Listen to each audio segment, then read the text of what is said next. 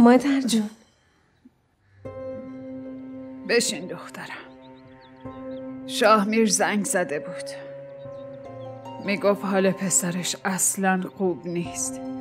این اقباله نمیدونم چی کار کرده و چی به خوردش داده. بچه دل درد گرفته و هی داره بالا میاره. بردنش بیمارستان. شاهمیر بیچاره خیلی گریه میکرد. خدا شفاش بده. آمین. آزرا ببخش دخترم. نفرینش نکن. مادر جون من هیچ وقت نفرینش نکردم. خدا نکنه نفرین کنم. ایشالله خدا خودش کمکش میکنه. نگران نباشین. از ته دلت ببخش. هر چی شده فراموش کن و خاک بریز رو گذشته.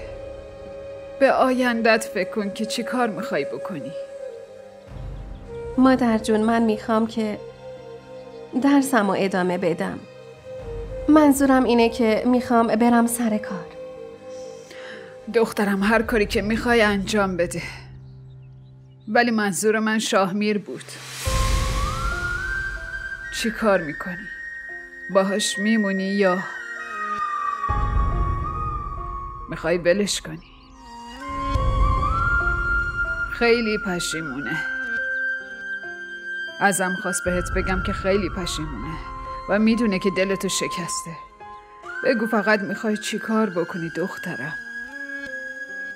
باهاش میمونی یا نه؟ شما به هم بگید من چی کار کنم؟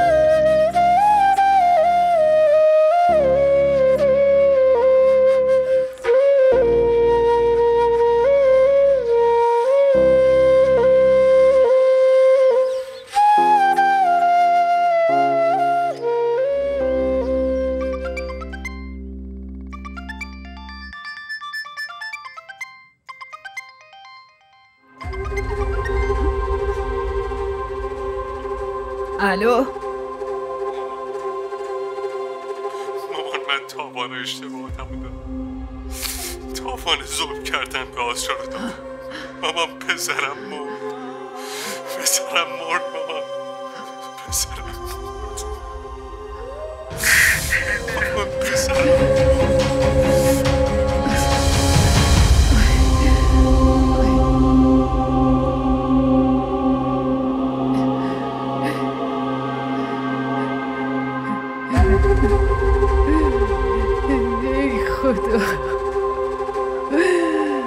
ای خدا چی کار کردی خدای من؟ این چه امتحانی بود خدایا. نه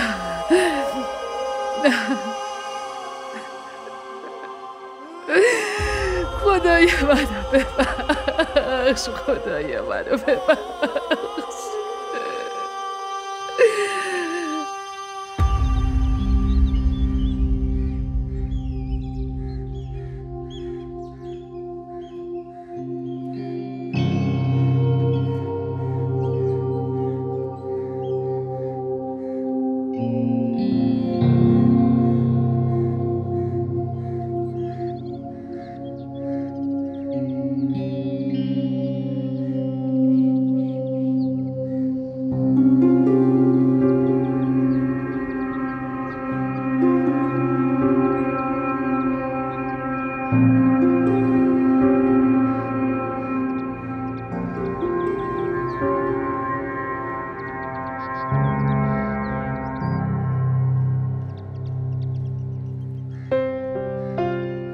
آزرا لطفا منو ببخش.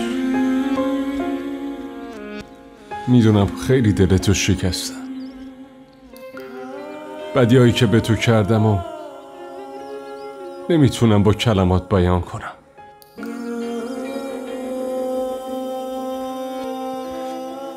من به خاطر داشتن بچه نمیدونم چرا ببخش. لطفاً منو ببخش. قول میدم از این به بعد هر چی تو بگی همون بشه. من هیچ وقت بدی تو نخواستم.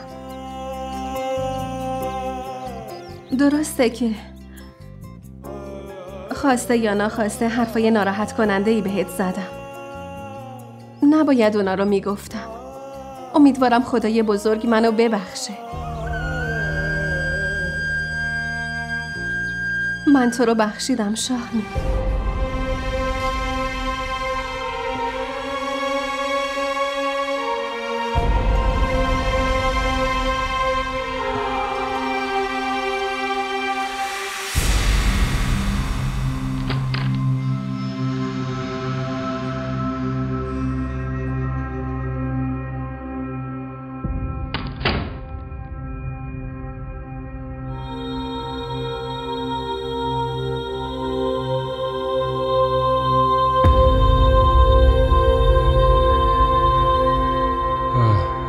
راستش مونا، من باهات لازم نیست چیزی بگی شامیر، چون سرنوشت تصمیمش رو اعلام کرده و سرنوشت توی زندگی من تنهایی رو نوشته و برای تو آسرا رو تو باید برگردی پیش او. من تلاشمو کردم و دیدم چی به دست آوردم؟ هیچی.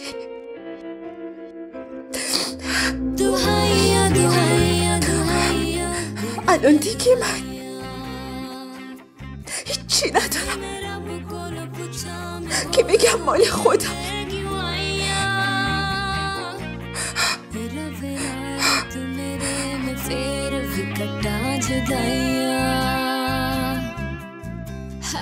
مونا،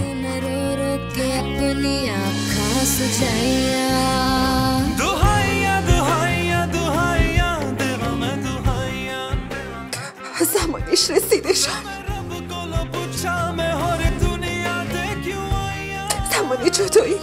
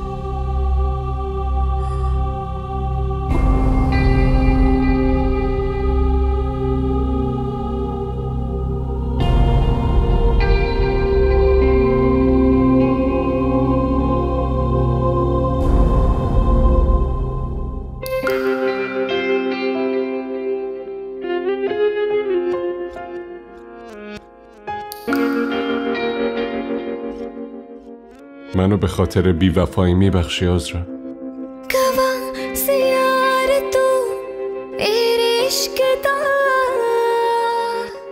آره میبخشم.